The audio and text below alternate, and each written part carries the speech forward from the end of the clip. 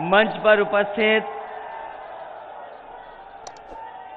Bahujan Samaj party की राष्ट्रीय अध्यक्ष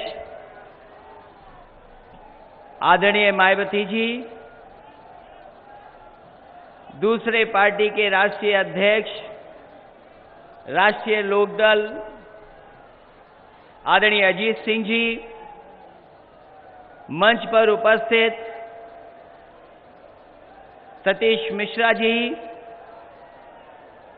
और तीनों दलों के सभी वरिष्ठ नेतागण, इस सभा में आए हुए बड़ी संख्या में हमारे सभी किसान भाई, बुजुर्ग, माताएं, बहनें, नौजवान साथी, पत्रकार बंधुओं, मैं सबसे पहले बहुजन समाज पार्टी की राष्ट्रीय अध्यक्ष जी का बहुत बहुत धन्यवाद और स्वागत करना चाहता हूं।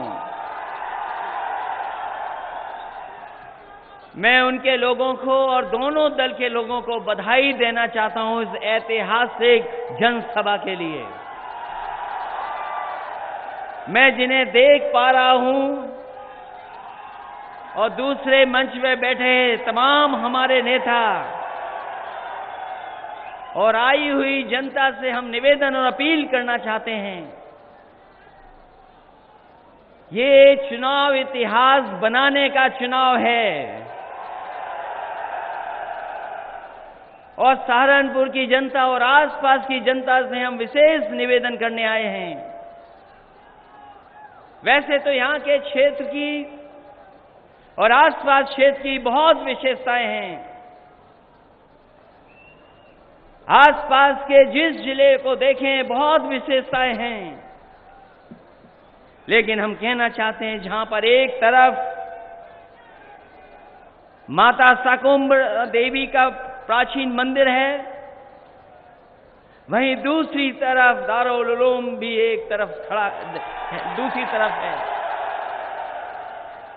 जहां एक तरफ लाखों के लाखों की संख्या में श्रद्धालु आते हैं और माता के दर्शन पाकर के आशीर्वाद लेकर के जाते हैं। वहीं दूसरी तरफ दारुल उलूम से पढ़ करके न जाने कितने लोग दुनिया में मोहब्बत का पैगाम फैलाने का काम करते हैं। आज जो ये चुनावी जनसभा हो रही है, ये तब चुनावी जनसभा हो रही है जब सब पार्टी के लोगों के आपने विचार सुन लिए हैं। ऐसे भी नेता लोग आए जो नफरत के अलावा कुछ बोले नहीं होंगे। अगर उनसे पूछो कि पुराने जो वादे किए थे वो अब कहां हैं, जो पिछले चुनाव में बड़े बड़े वादे किए गए थे वो वादे कहां हैं, उन वादों पे वो बात नहीं करना चाहते हैं। पहले हमारे और बीच में आए और चाय वाला बनकर के आ गए। हमने आपने जाने कितने लोगों ने भरोसा कर लिया, वो अच्छे दिन का भरोसा किया, वो 15 लाख का भरोसा किया, वो करोड़ों नौकरी का भरोसा कर लिया और फिर चुनाव आया है तो कहा जा रहा है कि हम चौकीदार बनकर के आए हैं। मैं इस जनता के सामने भरोसा दिलाना चाहता हूं, आदरणीय मायावती जी के सामने मैं कह सकता हूं, अजीत सिंह जी के सामने मैं कह सकता हूं, यही गरीब, किसान, दलित, अल्पसंख्यक, यही पिछड़े इस बार मिलकर के एक एक चौकीदार की चौकी छीनने का काम करेंगे। ये चुनाव भविष्य का चुनाव भी है। देश किस दिशा में जाए, किन फैसलों को लेकर के जाए। लोग कहते गठबंधन, हमारे गठबंधन को कह रहे हैं मिलावट का गठबंधन। जहां जाओ डर करके भाषा बदल गई और ऐसी भाषा बदली न हिंदी में कुछ समझ में आया, और जो उर्दू में समझ में आया वो न जाने क्या चीज थी। लगता शराब बोलने वाले लोग सत्ता के नशे में हैं। वो तमाम अपने सपने भूल गए। ये गठबंधन, ये मिलावट का गठबंधन नहीं है, ये महापरिवर्तन का गठबंधन है और देश में एक नई सरकार देने का गठबंधन है। नई सरकार देने का गठबंधन और नया प्रधानमंत्री बनाने का ये गठबंधन है। ये सब कुछ मिटाना चाहते हैं, हमारे आपके दिलों की दूरी करना चाहते हैं, खाई पैदा करना चाहते हैं। आदरणीय अजीत सिंह जानते, चरण सिंह जी की विरासत को खत्म करना चाहते हैं। यही गठबंधन है जो चौधरी चरण सिंह जी की विरासत को भी बरकरार रखेगा और उस विरासत को आगे बढ़ाने का काम भी यही महागठबंधन करने जा रहा है। ये गठबंधन कभी आदरणीय नेताजी ने, माननीय काशीराम जी ने, आदरणीय मायावती जी ने किया था, और कभी इसी तरह का सपना डॉक्टर भीमराव अंबेडकर जी ने देखा था, डॉक्टर राम मनोहर लोहिया जी ने देखा था। वो जो सपना देखा था, आज कम से कम ये इस गठबंधन उस सपने को पूरा करने के लिए आगे बढ़ रहा है। हम आप टीवी देखते रह गए और टीवी पर पैर धोए जा रहे थे, और जब हमने मुड़ करके देखा तो हमारे दलित भाई, पिछड़े और अल्पसंख्यक भाइयों की नौकरी धो डाली इन्होंने। न नौकरी न रोजगार। ये पहली सरकार है जो वादा करती है, उस वादा के खिलाफ काम करती है। इन्होंने वादा किया कि अच्छे दिन लाएंगे, बुरे दिन ला दिए हमारे और आपके। इन्होंने कहा कि हम भ्रष्टाचार मिटा देंगे, काला धन आ जाएगा, लेकिन हमारा आपका पूरा का पूरा बैंकों में पैसा जमा करा लिया। जीएसटी से बड़े लोगों को लाभ हुआ होगा, लेकिन हमारे व्यवसायी, छोटे दुकानदार, छोटे कारोबार करने वाले को कोई लाभ नहीं हुआ, परेशानी पैदा हो गई। और हमारे व्यापारी भाई तो बीजेपी में केवल लंच और मंच के लिए रह गए, उनका कोई कारोबार आगे नहीं बढ़ा है। इसलिए आपसे हम निवेदन करने, अपील करने आए हैं। ये किसानों की धरती है, यहां के लोगों ने अपने खून पसीने से बहा करके यहां पर खेती उपजाऊ की है, और जिस समय देश में अन्न नहीं था, उस समय यहां के लोगों ने अन्न पैदा कर करके पूरे देश का पेट भरने का काम किया है। यहाँ के लोगों ने गन्ना पैदा कर करके, गन्ना गोका करके पूरे देश को मिठास से जोड़ने का काम किया। लेकिन हमारे आपके खेतों पे गन्ना खड़ा रहे, इनको कोई परवाह नहीं है। इसे ठीक कहा आपने कि आपकी सरकार में कार्रवाई हुई, पुरानी सरकारों में कार्रवाई हुई, लेकिन पता नहीं भारतीय जनता पार्टी के कैसे लोग हैं कि उन्हीं लोगों से मिलकर के और उन्हीं के साथ हो गए और हमारे किसानों का भी गन्ने का भुगतान नहीं कर रहे हैं। पैसा वहीं का वहीं पड़ा है, किसानों को नहीं बांट रहे हैं। हमारे नौजवान बेरोजगार हो गए, बड़े पैमाने पे नौकरियां नहीं हैं। प्रधानमंत्री जी आकर के कहते हैं कि दुनिया में हमारे देश को गर्व है, हमारा देश हर सूची में आगे बढ़ रहा है। लेकिन अगर सही तरीके से आंकड़े देखे जाएं, आज हमारा देश हर चीज में पीछे चला जा रहा है। दुनिया के जितने देश हैं तरक्की कर गए, खुशहाली के रास्ते पर है, लेकिन हमारा देश पीछे जा रहा है। जहां हमें ज्ञान विज्ञान से आगे बढ़ना था, वहीं हमें और आपको समाज में दीवारें बना दी।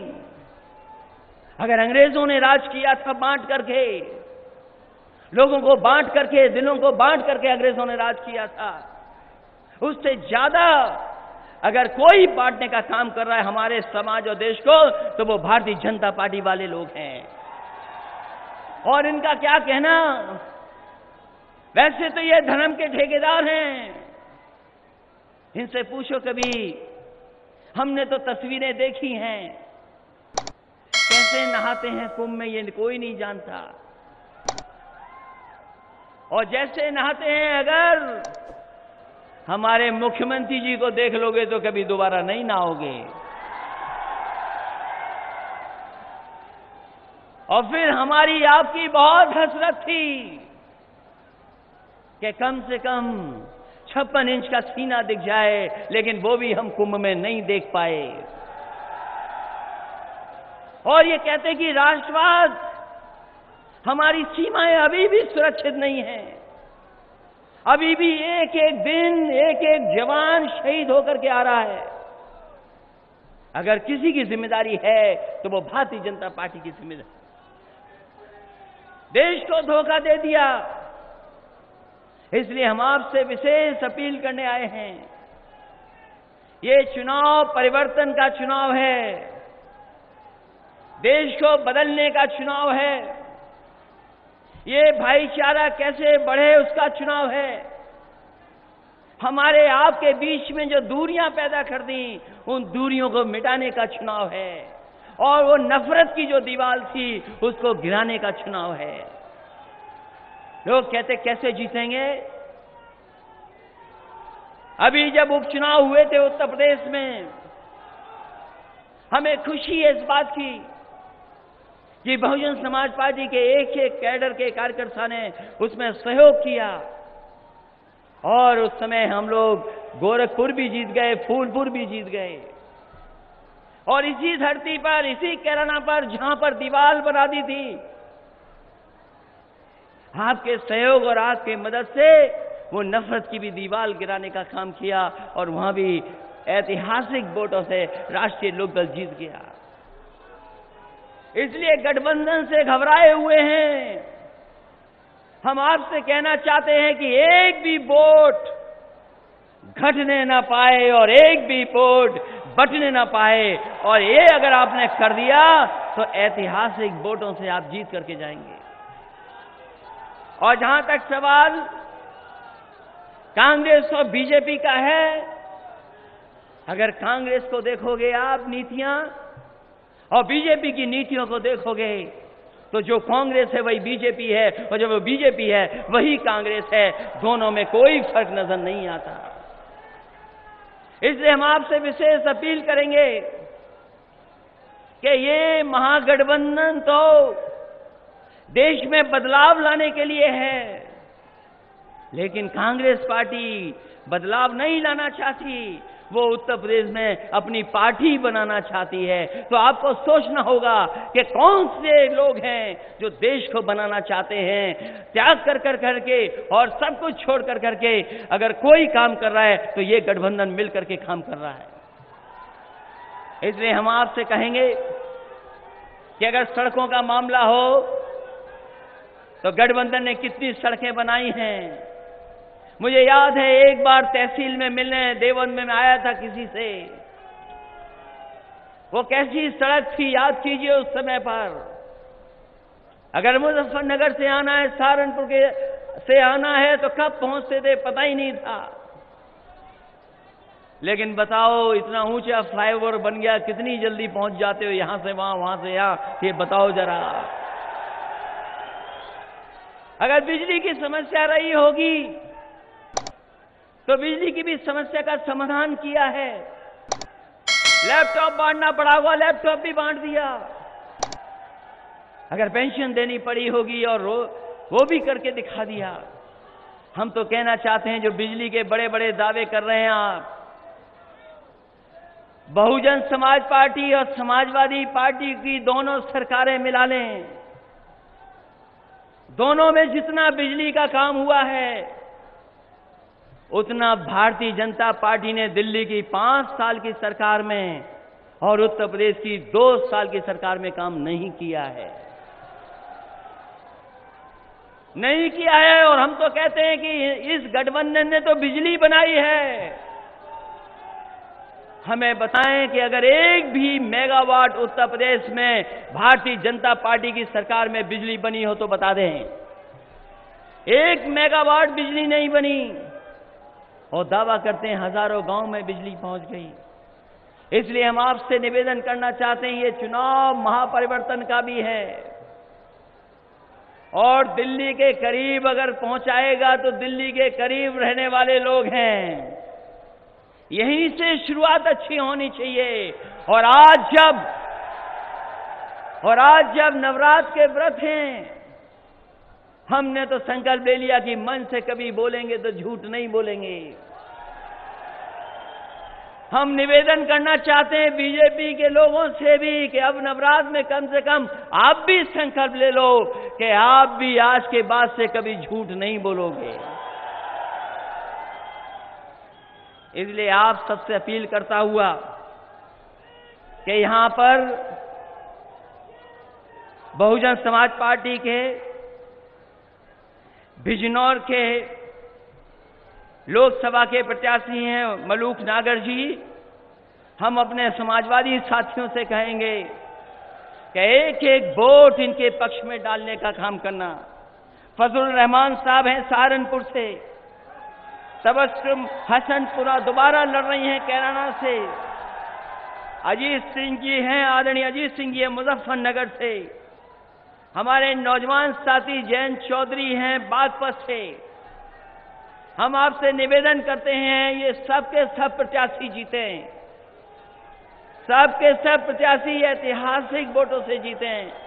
ये हमारा और आपका वोट मिलकर के सबका सहयोग जब मिल जाएगा तो अपने आप परिवर्तन दिखाई दे जाएगा।